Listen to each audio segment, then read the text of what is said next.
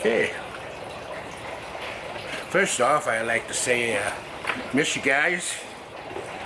We still don't feel safe going out in the public, but sooner or later we'll be getting back. Got a sermon for you, and it's when mothering gets hard. In Matthew 15, verse 21 to 28, Yeshua left the place and went to the region of Tyre and Sidon. A Canaanite woman from the territory came to him and began to shout, "Have mercy on me, Lord, Son of David.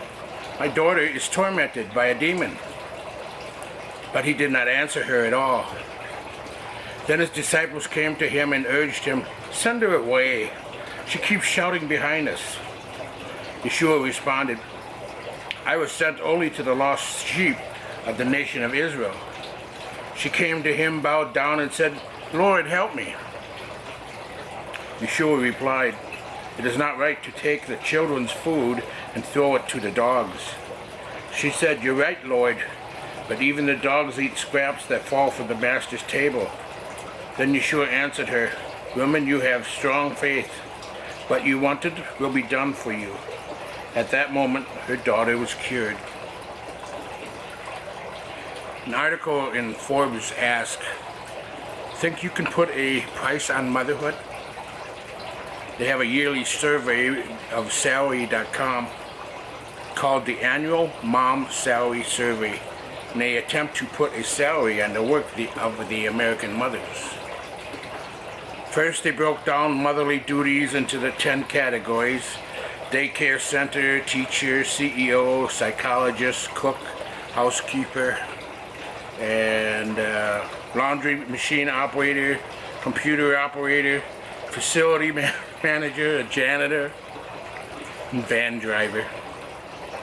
They studied how many hours moms work in these categories and what the family would have to pay to outsource this duty. And according to a 2012 survey, now that's 8 years ago, they determined this: the average stay-at-home mom would make an annual salary of $112,962 based on a 40-hour per week base pay plus 54.7 hours a week of overtime. Now that's 8 years ago. I can imagine it's a lot more now. The article concludes, the breadth of mom's responsibilities is beyond what most workers could ever experience day to day. Imagine if you had to attract and retain a candidate for this role. Mothering is hard because of what is required. But being a mother really gets hard when things go awry, when things get out of control and out of her hands. That is when we see the stuff that a mother is made out of. We have questions. An example of the stress that can cause can be seen in the unanswered questions of Martina Phillips, a mother with a wayward son whom she hasn't seen for 4 years. She asks how. How does a parent who has prayed daily deal with the rebellion of a child? How does a loving parent accept the rejection of her child? How does a parent keep from giving up hope? And she asks why. Why do children see loving parents as their enemies? Why are these children choosing the wrong path first? And she asks where. Where is all of this chaos going? Where are the answers? And she asks what? What is the parent of a wayward child to do? What does a mother do to dispel her fears? What is next? Martina does not give answers to these questions, but the Bible does. Sometimes the Bible does it with a story from the most unlikely of places. Matthew 15, verse 21 through 28. Then Yeshua went out from there and departed to the region of Tyre and Sidon. And behold, a woman of Canaan came from that region and cried out to him, saying, Have mercy on me, Lord, son of David. My daughter is severely demon-possessed. But he answered her not a word. And his disciples came and urged him, saying, Send her away, for she cries out after us. But he answered and said, It was not sent except to the lost sheep of the house of Israel. Then she came and worshipped him, saying, Lord, help me. But he answered and said, It is not good to take the children's bread and throw it to the little dogs. And she said, Yes, Lord, yet even the little dogs eat the crumbs which fall from their master's table. Then Yeshua answered and said to her, O woman, great is your faith. Let it be to you as you desire. And her daughter was healed in that very hour. This little story is confusion in many ways and is therefore not given a lot of attention. But it does give insight into the struggles of a mother. This mom's daughter was experiencing a hardship that was out of mom's control, and regardless of the issue, this always makes mothering hard. All of us can relate to the test she went through, and her success can give us all encouragement. She passed the test of patience during the divine silence, verse 23. But he answered her not a word. Has Yahweh ever been silent when you pray? If you pray much, he has. Yahweh's silence is not neglect. As a district superintendent was fond of saying, when nothing's happening, something is happening. Yahweh's timetable is not ours, and Yahweh's wisdom exceeds ours. Stan Toller, who wrote a book titled God Has Never Failed Me, but He Sure Scared Me to Death a few times. We can all relate to that, can't we? Yeshua sees a bigger picture and seeks to fashion us into Yeshua's image. He hones our faith. He hones our trusts and our patience as he accomplishes this task.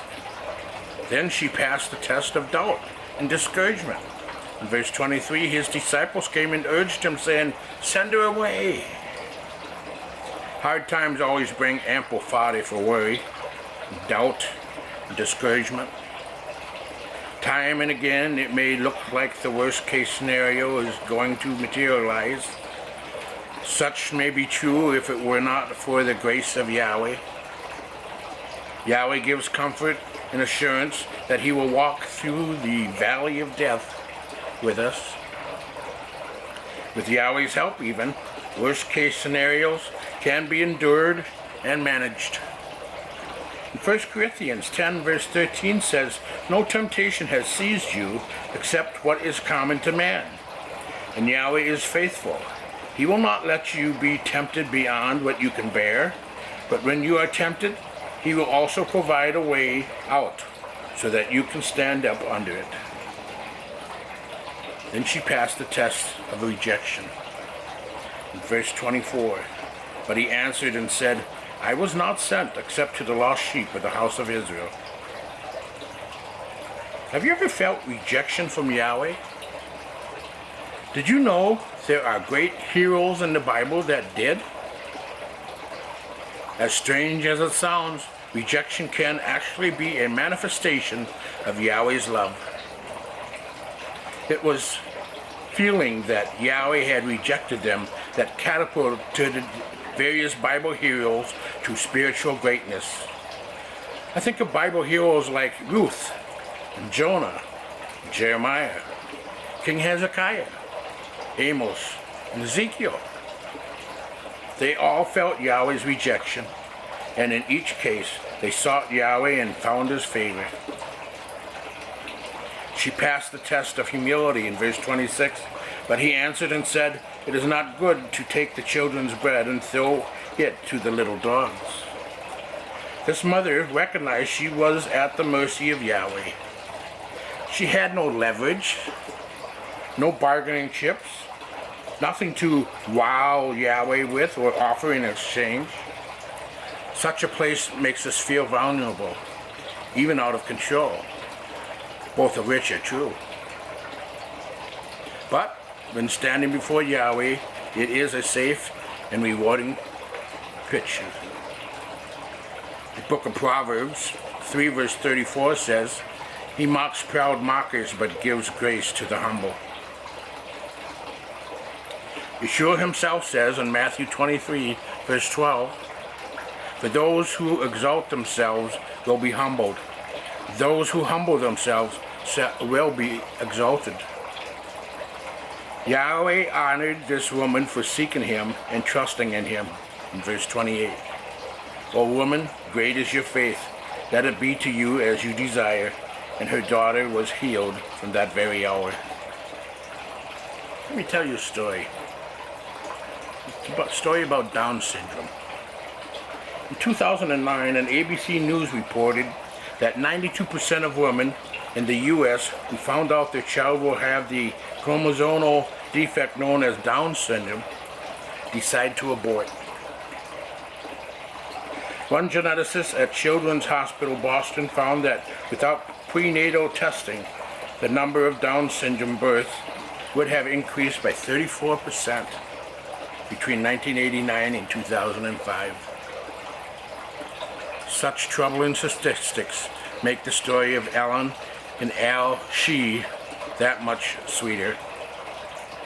Ellen and Al were thrilled to learn that they were expecting their second child, a boy. But their excitement turned to concern when Ellen's OB/GYN noticed some brain abnormalities during a standard 20-week ultrasound. Terror set in when they heard him say, "Something is very wrong with this baby." The doctor told them the problems were generally incompatible with life. Ellen and Al were told that if their baby was born alive, he would likely die within a day. At best, he might survive 6 to 12 months. Ellen writes of their fears in an article posted on Christianity Today, her Menurix blog.